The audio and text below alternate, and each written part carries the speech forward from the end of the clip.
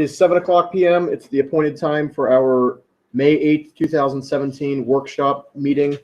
Would you please rise for the Pledge of Allegiance? I pledge allegiance to the flag of the United States of America and to the republic for which it stands, one nation, under God, indivisible, with liberty and justice for all.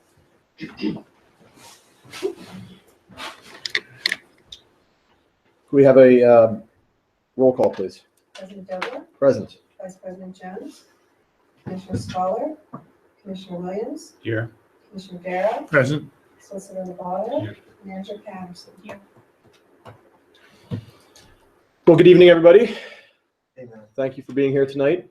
Before we get started, please take notice that our meetings are recorded and streamed onto the internet. So anything that's said in this room at this point is going live onto the internet now, and it will be recorded forever in perpetuity on the internet. So be on your best behavior. And with that being said, I will entertain a motion to approve our April 17th, 2007 legislative meeting minutes. So move. Second. The motion and a second. All those in favor say aye. Aye. Aye. Any opposed say no. All right, the motion carries. Before we get into our business for the evening, we have a resident who asked to speak, but the resident is my wife, and I think that to avoid any impropriety, I should turn moderation of the meeting over. So Commissioner Darrow has agreed to take over moderation of the meeting at this point. Consistent with what we've done for other candidates, when someone asks for an opportunity to talk to us, we say sure. So Katie Dobler, the floor is yours. Thank you so much. Hi, everyone. My name is Katie Dobler, and as Matt said, I am his wife. I promise to just take a brief moment here. I know you have a lot on the agenda. I wanted to introduce myself. I'm running for Quaker Valley School Board this year. I am running because I think the school board needs to improve how it is communicating with the public, and frankly, I think Aleppo is a leader in this way by using the live streaming, the digital video updates afterwards. I think has done a tremendous service to the community to get better engagement and better information out there. And frankly, the school board would be well served to follow in your footsteps. There are a number of very complicated matters that the board is facing in the next several years, and a more informed and more engaged community can only serve us to face these tricky issues. So again, I thank you for your time. I would love your support. I have a couple cards here that I will just maybe leave over there. But if you want to find me, I have a website, voteforkatie.com, and that's Katie, K-A-T-I, or voteforkatie@gmail.com. I know there's not that many days before the primary, but if you want to reach out and get together or ask any questions, I'm happy to do so. And as an Aleppo resident, I will be here on May 16th for the better part of the day, so you can always just say hi then. Thank you so much. Appreciate your time. Thank you very much. I yield. All right, thank you very much.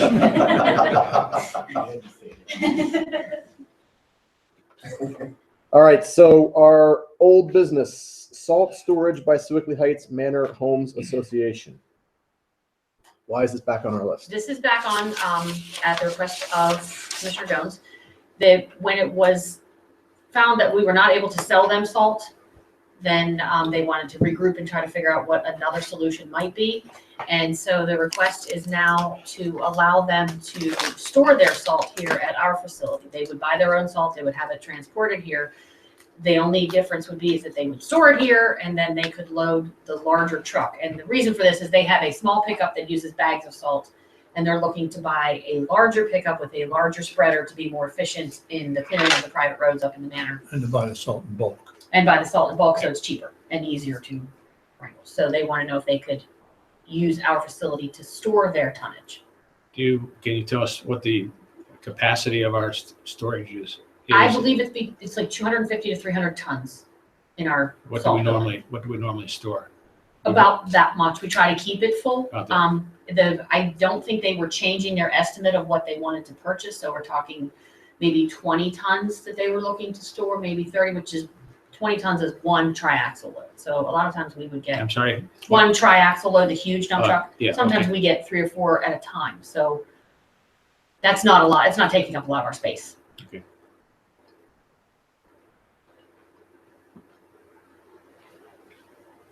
Council, is there any problem with I that know sort of an in arrangement? other situations, other municipalities have either through a license or at least allowed use of public land, so we can look into it a little further. Nothing sticks out as being definitely wrong, but I can get you an answer by next week. And so what would the motion look like? The motion would just be to permit Swickley Heights Manor to store salt, or would it be more detailed than that? I would suggest that we put in a maximum tonnage allowed, just so we don't run into a capacity problem. So if it's 20 tons,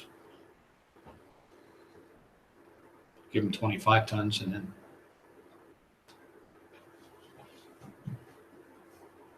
I don't think you need anything more than that. I just asked that we be allowed to look at it before the voting meeting. Yeah. next week. Why don't we put it on for an action item for next week? I think it's a good idea. And I'll give George a chance to tell us exactly what he had in mind too. All right. I know, I mean, and their issue is they want to get away from buying the salt in bags because it's an expensive way to go. Sure. yeah. It's just like mulch, right? If you buy it in bags, it's really expensive. If you buy it in bulk, it's a little bit less expensive. All right. Any other old business? All right, hearing none, let's turn to new business. The first item, Before, we're gonna have to check on a couple of our down the road, down Glen Mitchell Road issues, and since last month, has anything new happened? So Wickley still has the dumpster there. I did speak to Kevin Flannery, their manager, and he said that he was hopeful that it would all be cleared up by Memorial Day.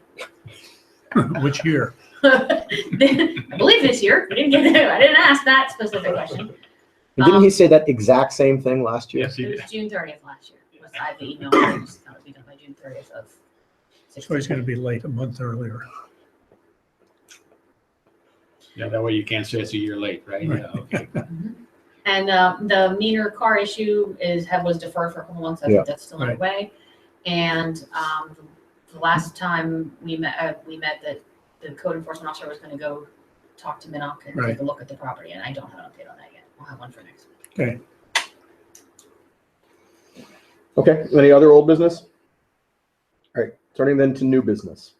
In your packets, well, let me back out. You may recall that one of our goals for this year was to come up with a archive system for documents that is electronic rather than keeping paper files. And Gwen and I have very dutifully been meeting with vendors of different systems to allow for basically an electronic conversion. And we've gotten bids from, I don't know, what, 4 or 5, Gwen? And in your packet, we have what we think are the 2 most competitive bids. And our recommendation is that we go with Laserfish in the cloud. A little bit of background. We had an electronic storage program several years back. It lasted for how long? This was before any of us were on the board. How long did it last for? We had it operating for about 2.5, 3 years. And so there's a significant amount of old data that already exists.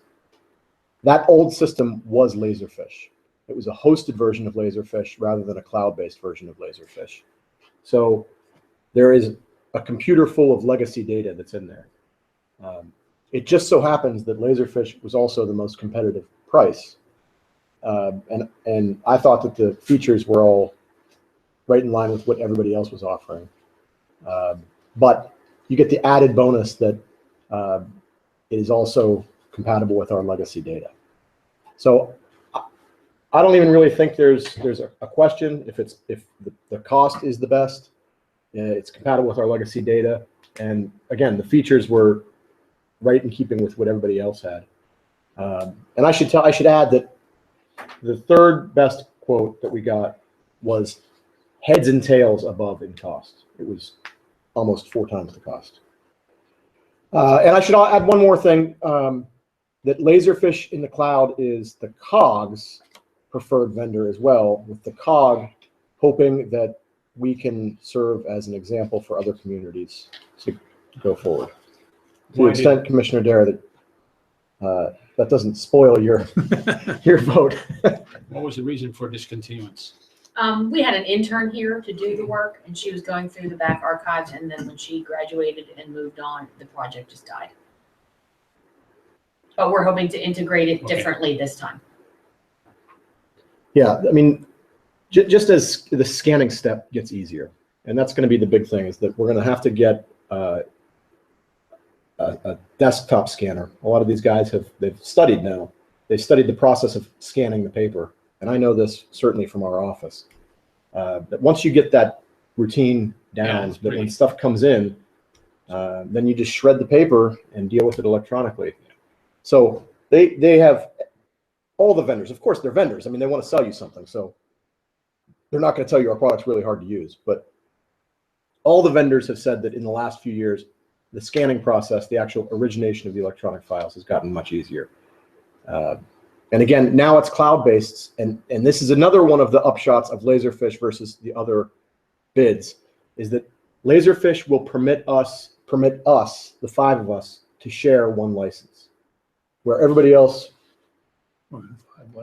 you either have to buy 5 licenses or you have to lie to them.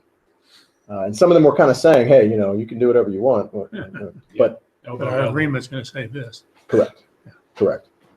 So, But I didn't see this in their quote. Is that mentioned?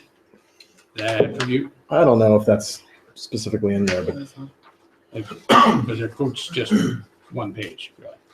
Yeah. Okay, go ahead. It's not an issue. so my motion, and I'll answer questions today and give you until next week to review it and think about it. But my motion would be for us to adopt the Laserfish quote and authorize signing that contract. So for the current fiscal year, that would be $2,900 and change. And then annually, 2,160 plus whatever inflation there is for the ongoing. Correct. Would there be likely a need for ongoing training and that sort of stuff? Probably not. I mean, they do an hourly rate for IT support. If we Right. get stuck or something, they just have an hourly rate that they would come out and help us with. So from your perspective, when will this be something that's manageable for you and your staff? Yes, as long as we set it up so that it becomes part of the workflow. Part of the problem was having it set up in the back where it was, you had to get up and go do this for a while. And that just it stops. Right. So as long as it's set up as a way that when things, like Matt says, when things are opened, we do it. And then there are times when we would have periods of going out back and getting old records put in. You just may want to confirm that this bid is still good for next week because it's dated March 27th and it says it's good for 30 days. I'll check with him. Okay. He checks in with me a lot, so. I'm sure, yeah. I hope you didn't have that experience, but while you were using them before, did they have any problems with download? Did you need that? Did you crash or have a need to call their data down? Not usually. I mean, Okay. I don't think so. I'm asking the question because I'm going through that right now. Have they provided their proposed form of contract? No. They ought to get that and have council look at it. Okay. That's a good idea. See what's in the fine print. Mhm. Why don't you ask them just to make sure if we do have a crash and they need to give us spectacular service, are there any additional charges?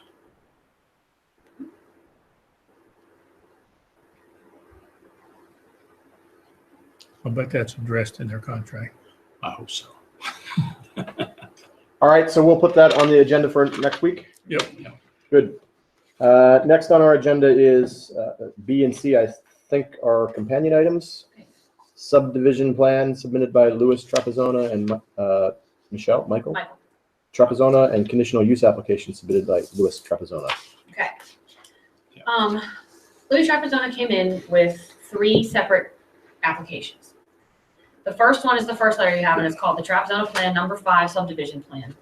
And that is he wants to subdivide one parcel that he owns into two. There's nothing on it right now.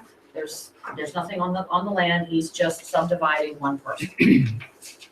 That one got the letter, the recommended approval, subject to some of the little tweaks and things that need to be corrected on the plan. But the planning commission and the engineer did not have any comments about the actual plan. And he has a long lot here, and he just wants to cut it in half. It's this big parcel now. He just wants to cut it in half. The other two plans are here. So this is the property here. This is where he has his garage. So there's, Trapezone's garage is down on Glen Mitchell. There are two garages and a house here, and that's the next plan. But this one here is a standalone, wants to subdivide. Just the Louis and Sons driveway. Yes. So this is the first one. It's just freestanding. If you split that first one in half, is the one parcel landlocked then? No, because this driveway comes off of here. We're all the way up. It's all the way up the hillside, and this is South McCoy, Okay. and then the private driveway here. So it's not. There's access to it. The other two, the next one. So that one's by itself, and the next two deal with the parcel that contains the garage. What he is looking to do is a new subdivision that will do two things. This is kind of like a backwards L right here. And he's looking to correct, there's a line problem over here. This second garage actually encroached on the neighbor's property. So he is adjusting this line, and he has an agreement with this property owner to swap land right here. So he's gonna get the line moved so that he has enough side yard so that this garage is still all on his property, and then he's giving up a little bit of land up here. So it's an even land swap. So that's the first thing that this addresses. It also then wants to draw a line here between the house and the two garages. And right now, the house, this is all one big parcel. This line can't be accomplished without some permissions on his conditional use approval, which is a separate thing that was granted to him in 1979. He was granted conditional use approval to operate this garage in the R3 zoning district. Then in 1995, he got an amended conditional use to add this storage garage. This garage was granted permission to be an accessory to this house. So the companion application he's submitting is asking for two things. It's asking for this storage garage to be an accessory to this garage rather than to the house. So that he can subdivide. And then he is seeking permission, just confirmation Yeah. of his conditional use approval to continue to operate these garages in the R3. Once he has that legally unhooked from this house, then he can subdivide and create this as a separate parcel and the house as a separate parcel. So these two applications go hand in hand. He cannot have one approval without the other. So the conditional use that is applicable to the big parcel would not be applicable to the house.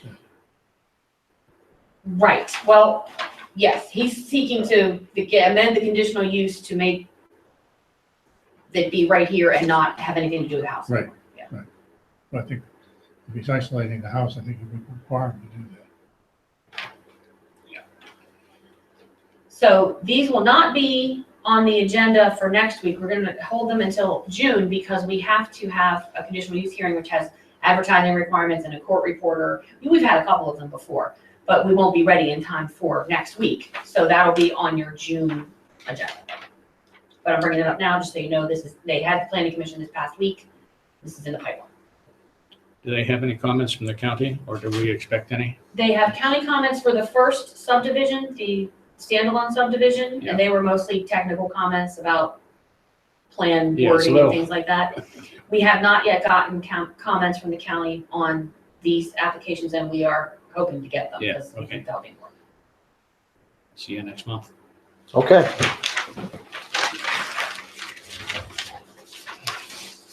All right.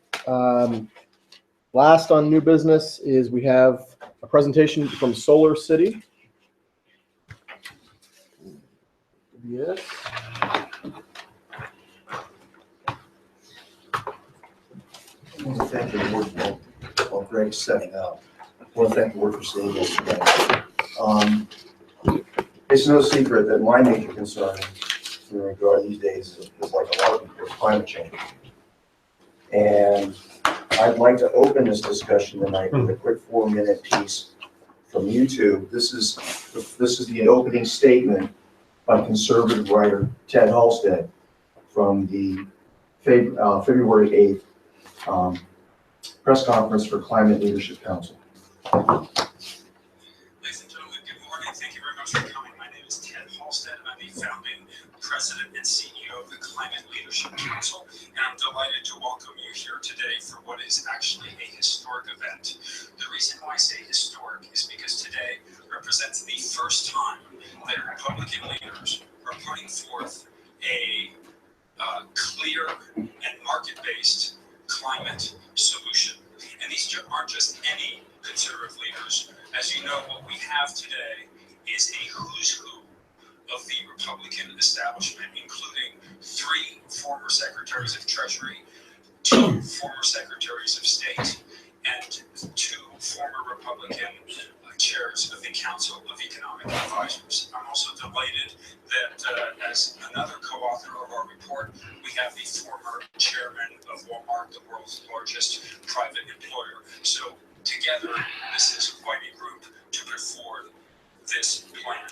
Today also marks the formal launch of the Climate Leadership Council, a group that you will be hearing a lot more from in the months ahead.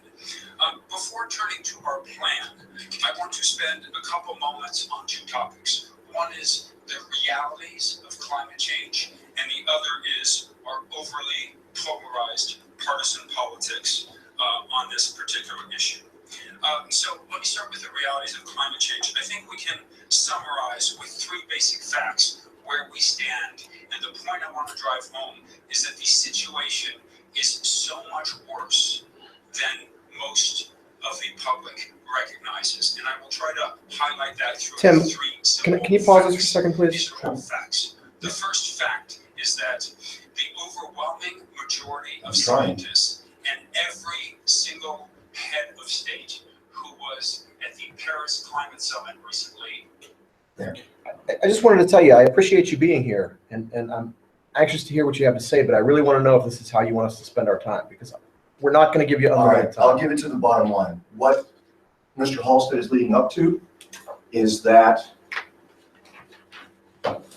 even if, and this is MIT's study results, even if everyone who signed on to the Paris Agreement lives up to their commitments, we're headed to 3.7 degrees C above pre-industrial by the end of the century. So the bottom line is that the transition to renewables has to happen yesterday. So it needs to happen in every way that we can possibly make it happen. And my hope is that after Greg's done, the board would consider seriously about going solar. That's the bottom line of that. Gotcha. I appreciate that. And I'm having some connectivity problems here.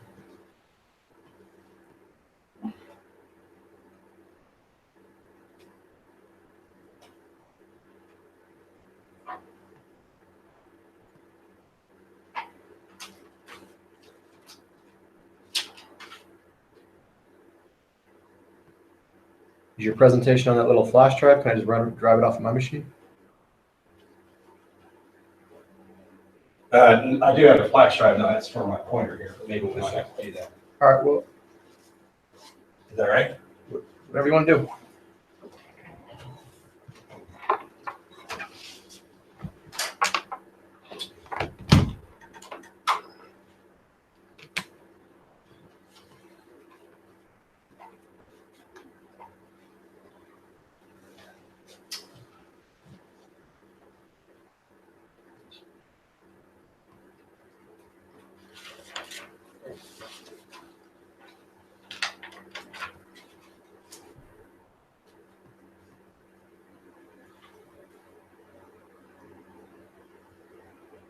gone weird with my computer here.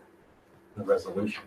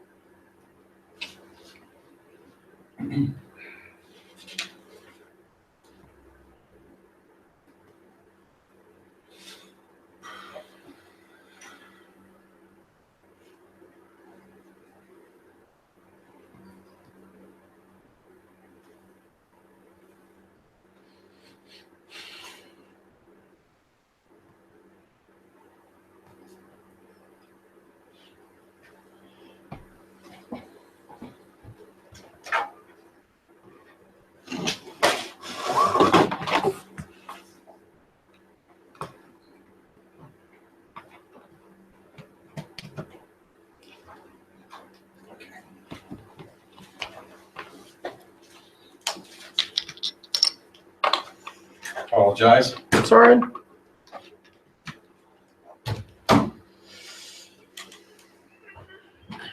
Point I want to make is Greg has been gracious enough to come tonight. He's here as an ambassador from the solar, of the solar industry, not just someone from Silver City. Yes, and thank you, Tim, for, Which one is it here? it would be the Going Solar in Western Pennsylvania updated right there. Thank you. Sure.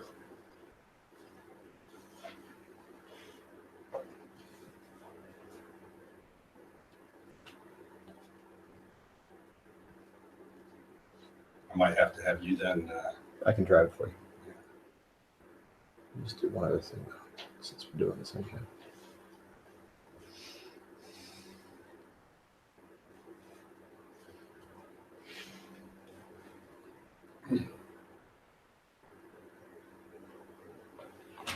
okay. All right. So we go to the next screen here. What I'm going to do tonight, and I appreciate everyone's time here. I'm going to take what is normally an hour-long presentation and kind of skim through this real quick. I know that we're, short on time as far as the whole availability here, but it's geared for educating everyone here today on the viability of solar, the practicality of solar from a municipal application and also from a residential. Primarily tonight, I'm going to focus on the municipal application. First slide, just a kind of an interesting statement of fact.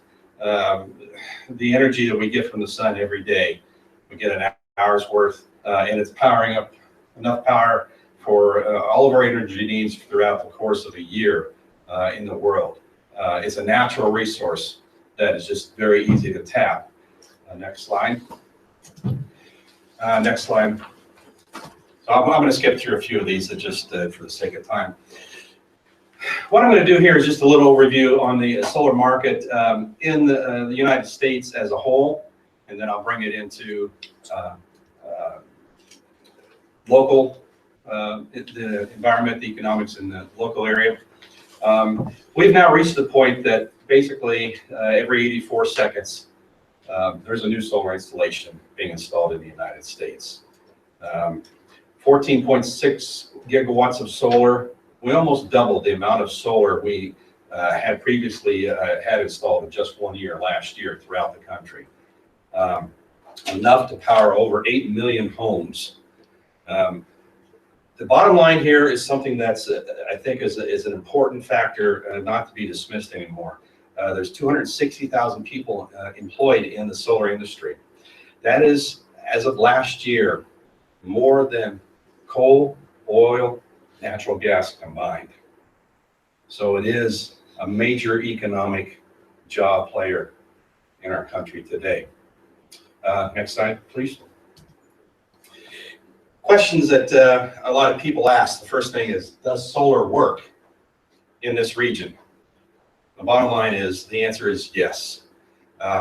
This is a solar, what they call insolation map.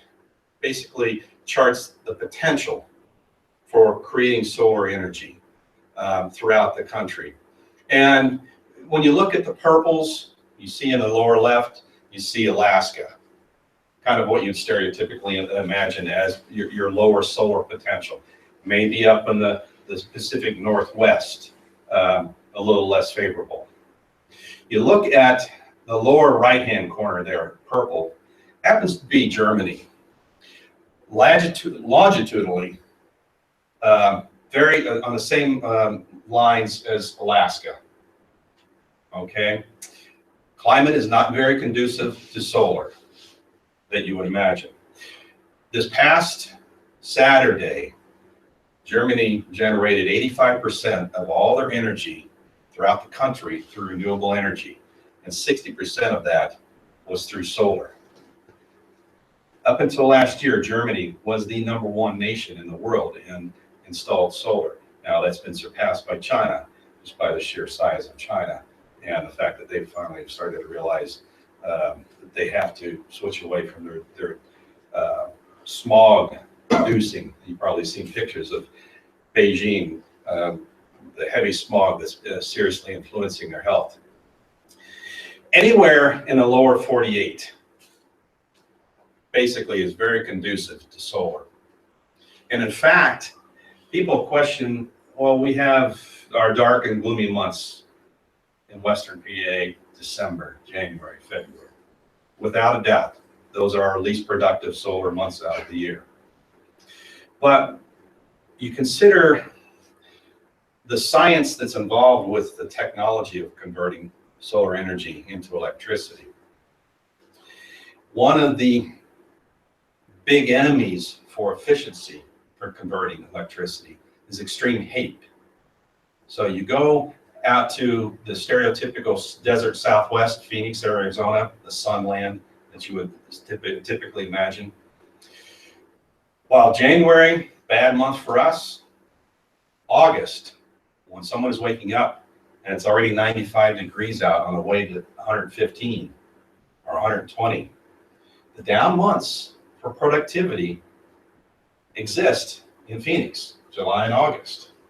And I've worked with colleagues and I've done some studies that if you had an identical house that you placed here, you placed the identical house in Phoenix, you're only talking about to have the same output, solar capabilities in here in Pittsburgh, maybe another 4 or 5 panels. That's it. I'm not talking your dramatic difference. This map really is intended to show solar works everywhere. Next slide, please. I'm just going to go through real quick here some typical installations. 1.3 million solar installations installed in the U.S. right now. Next slide.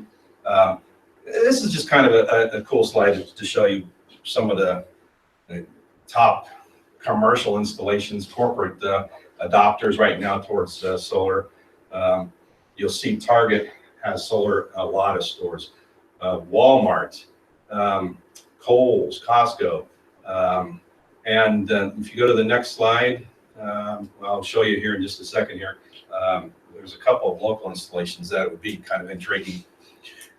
Real quick on this one, 2015, 2016, on the two columns on the right-hand side there, will show you the new energy generation capacity that's been added to the power grid in the last couple of years. And you will note that solar being what shows up here is black, 30% in 2015, 39% new energy capacity in 2016. Solar was the largest new energy generation capacity added into the marketplace, surpassing natural gas power plants, surpassing wind. Next slide, please. The great majority here, the slide on the right, the column on the right shows that a huge majority is attributed to utility scale, large scale grid tied connected systems. But residential has been a fast growing sector as well. Next slide, please. What's attributing to the adoption of all this is the rapid drop in cost.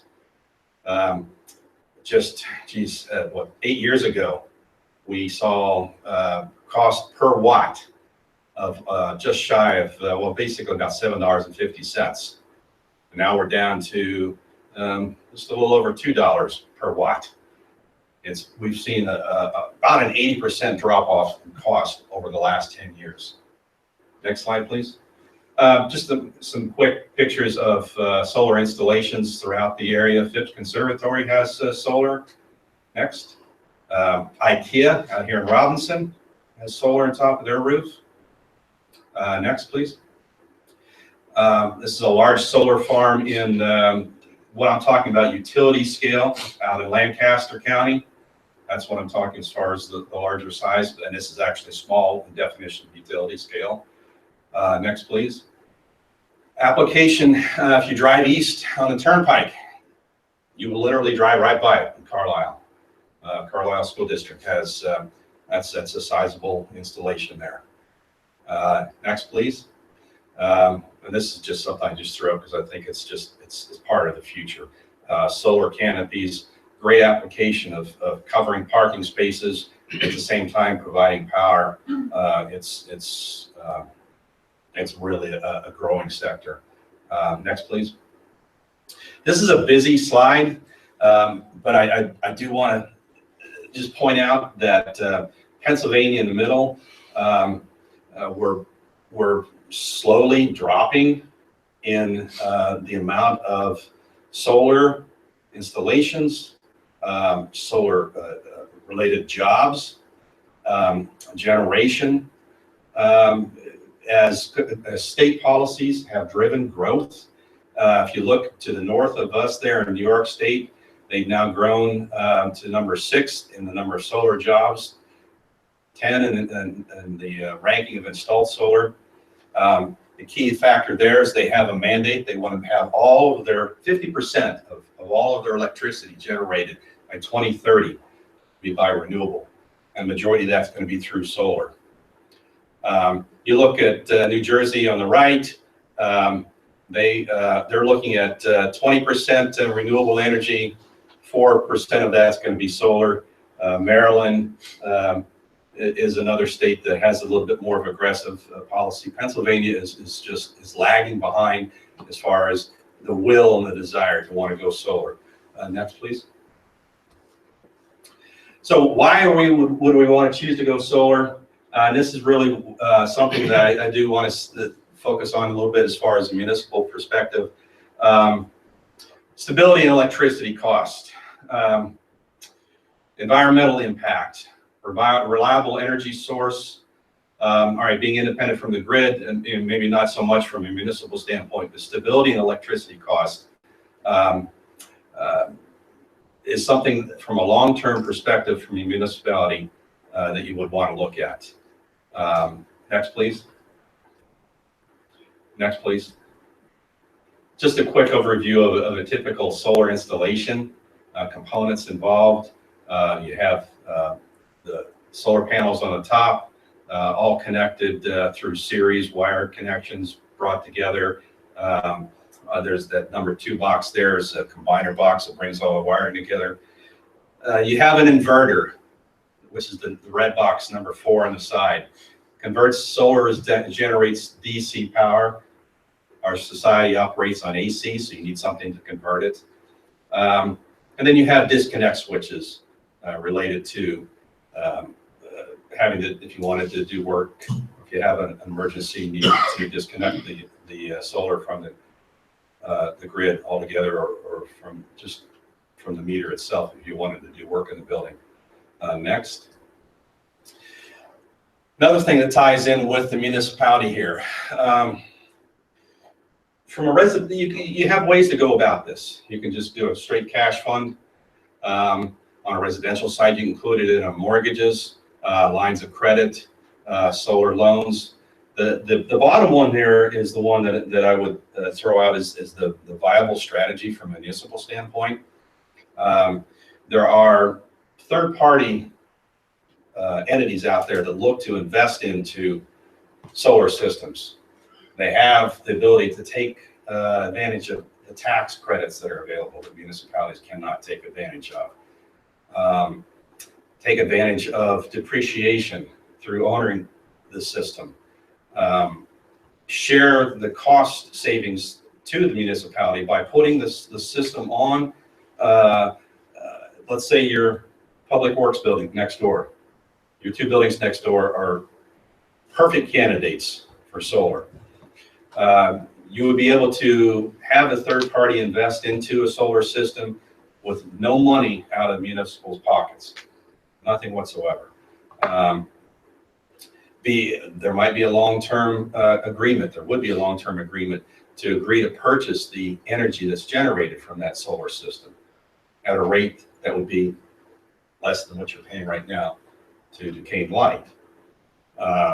Maybe with a purchase figure at the end of the long term. A lot of that is negotiable. That's the way for municipalities to go right now, because obviously when they're talking going solar, it's a great way to manage your long-term electric costs, but how are you gonna come up with the funding? You're gonna float a bond, whatever, you're gonna come up with cash. It's probably not gonna be well received. Take on more debt. You turn to a third-party entity that would provide the funding, provide the installation. You reap the financial benefits as far as a managed cost for your electricity over time.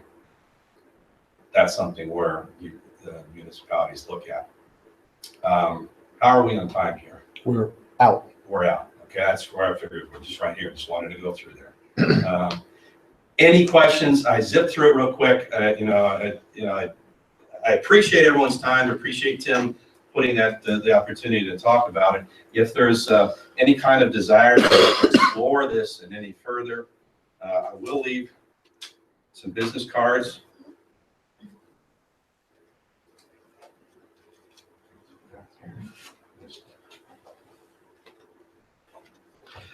And go from there.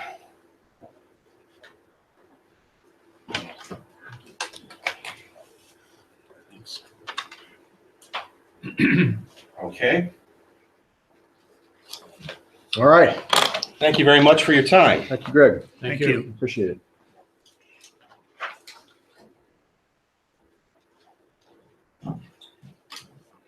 Any other new business? I have the one topic that I want to just bring to your attention.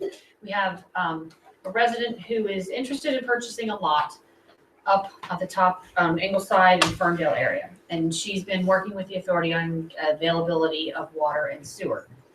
And they're giving her proposals on how to run the lines to this lot.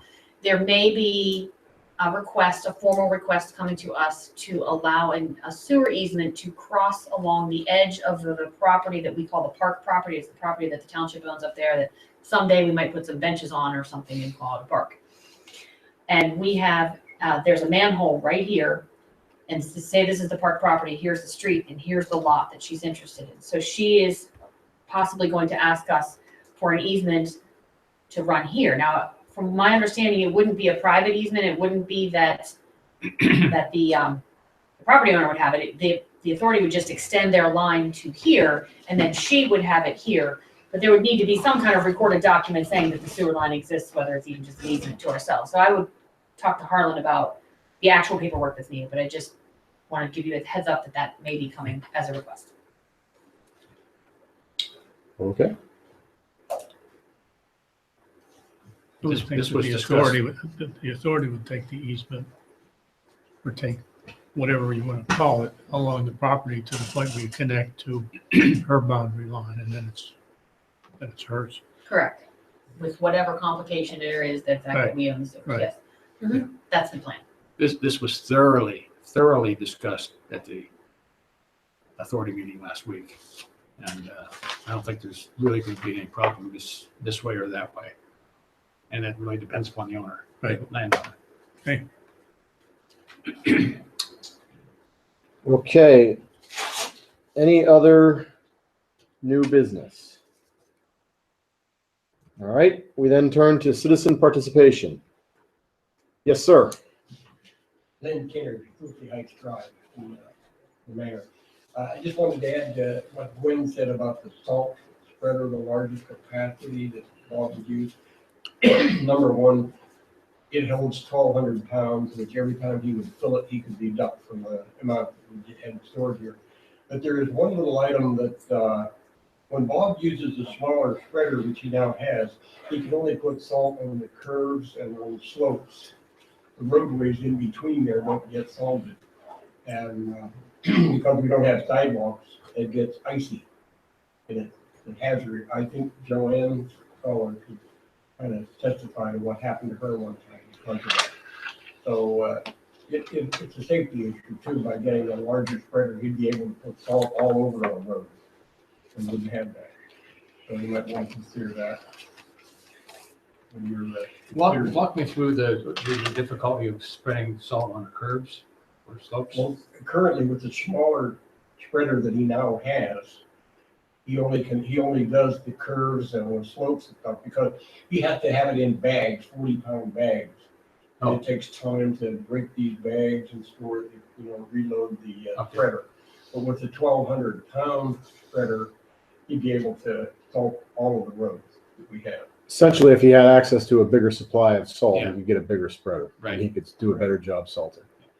So he'd be able, because he knows it's 1,200 pounds and there's one that he's looking at, he'll be able to deduct that from the amount of salt that is stored here. So Thanks. if you want to consider that for. Excellent. Okay, thank you. All right. Hearing no other business, seeing no other citizen participation, we are adjourned. Thank you. Thank you.